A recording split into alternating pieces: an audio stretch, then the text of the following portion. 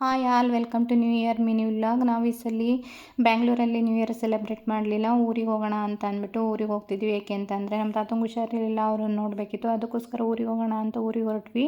ನಾವು ಇವತ್ತು ಟ್ರೈನಲ್ಲಿ ಹೋಗಿ ಅಲ್ಲಿಂದ ಇಳ್ಕೊಂಡು ಹೋಗ್ತಿರ್ಬೇಕಾದ್ರೆ ಅಲ್ಲಿ ನೋಡಿದರೆ ನ್ಯೂ ಇಯರ್ ಸೆಲೆಬ್ರೇಷನ್ ಅಂತ ಅಂದ್ಬಿಟ್ಟು ಅಂಗಡಿ ಮುಂದೆ ನೋಡಿ ಕೇಕ್ ಅಂತೂ ಬೇಕ್ರಿಲಿ ಇರೋದಕ್ಕಿಂತ ಹೊರಗಡೆನೇ ಇದ್ದಾವೆ. ನಾವು ಊರಿಗೆ ಹೋಗ್ತಿದ್ವಲ್ಲ, ಬರಿಗೈಲಿ ಹೋಗೋದು, ಏನಾದ್ರು ತೊಗೊಂಡೋಗೋಣ ಅಂತ ಇಲ್ಲಿ ನಿಲ್ಸಿದ್ವಿ. ಇಲ್ಲಿ ಇಷ್ಟೊಂದು ಜನ ತಗೊಳ್ಳೋದು ನೋಡಿಬಿಟ್ಟು ಕೇಕ್ ತೊಗೊಳ್ಳೋಣ ಅಂತ ಎಲ್ಲ ನೋಡಿದ್ವಿ. ಕ್ರೀಮ್ ಕೇಕು, ಪೇಸ್ಟ್ರಿ ಎಲ್ಲ ಅಷ್ಟೊಂದು ಇಷ್ಟ ಆಗಲಿಲ್ಲ. ತುಂಬ ದಿನ ಆಗಿತ್ತು ಅನಿಕೆಲ್ಲ ತಿಂದು ಅಂತ ಅಂದ್ಬಿಟ್ಟು ಅನಿಕೆ ತೊಗೊಳ್ಳೋಣ, ಚೆನ್ನಾಗಿರುತ್ತೆ, ಲೈಟಾಗೂ ಇರುತ್ತೆ ತಿನ್ನೋಕ್ಕೆ ಅಂತ ಅಂದ್ಬಿಟ್ಟು ತೊಗೊಂಡ್ವಿ.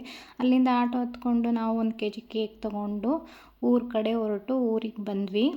ಈ ಸಲ ನ್ಯೂ ಇಯರ್ ಸೆಲೆಬ್ರೇಟ್ ಮಾಡಬೇಕು ಅಂತ ಯಾವುದೇ ಪ್ಲ್ಯಾನ್ ಇರಲಿಲ್ಲ. ರಜೆ ಇರೋದ್ರಿಂದ ಊರಿಗೆ ಹೋಗೋಣ ಅಂತ ಆಲ್ರೆಡಿ ಅಂದ್ಕೊಬಿಟ್ಟಿರೋದ್ರಿಂದ ಆಲ್ಮೋಸ್ಟ್ 12 ಆಗಕ್ಕೆ ಬಂತು. ಇವಾಗ ನಾವು ಹಂಗೆ ಟಿ ವಿ ನೋಡಿಕೊಂಡು 12 ಯಾವಾಗ ಆಗುತ್ತೆ ಅಂತ ಕೌಂಟ್ ಡೌನ್ ಮಾಡಿಕೊಂಡು ನ್ಯೂ ಇಯರ್ ಸೆಲೆಬ್ರೇಟ್ ಮಾಡೋಣ ಅಂತ ಅಂದ್ಬಿಟ್ಟು ಹಾಗೆ 12 ಆಗ್ತಿದ್ದಂತೆಯೇ 12ಗೆ ಎಲ್ಲರೂ ಸೇರಿ ಕೇಕ್ ಕಟ್ ಮಾಡಿದ್ವಿ. ನನ್ನ ಮಗ ಅಂತೂ ಯಾರ್ದು ಹ್ಯಾಪಿ ಬರ್ಡೇ ಅಂತ ಫುಲ್ ಯೋಚನೆ ಮಾಡ್ಕೊಂಡಿದ್ದ.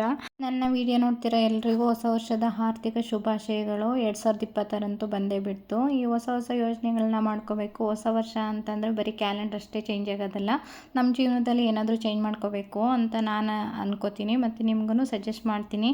ಹೀಗಿತ್ತು ನಮ್ಮ ಹೊಸ ವರ್ಷದ ಮಿನಿ ವ್ಲಾಗ್. ನಿಮ್ಗೇನಾದರೂ ಈ ವಿಡಿಯೋ ಸ್ವಲ್ಪನಾದರೂ ಇಷ್ಟ ಆದರೆ ದಯವಿಟ್ಟು ನನ್ನ ಚಾನಲ್ನ ಸಬ್ಸ್ಕ್ರೈಬ್ ಮಾಡ್ಕೊಳ್ಳಿ, ಫಾಲೋ ಮಾಡಿ. Thank you for watching. Bye.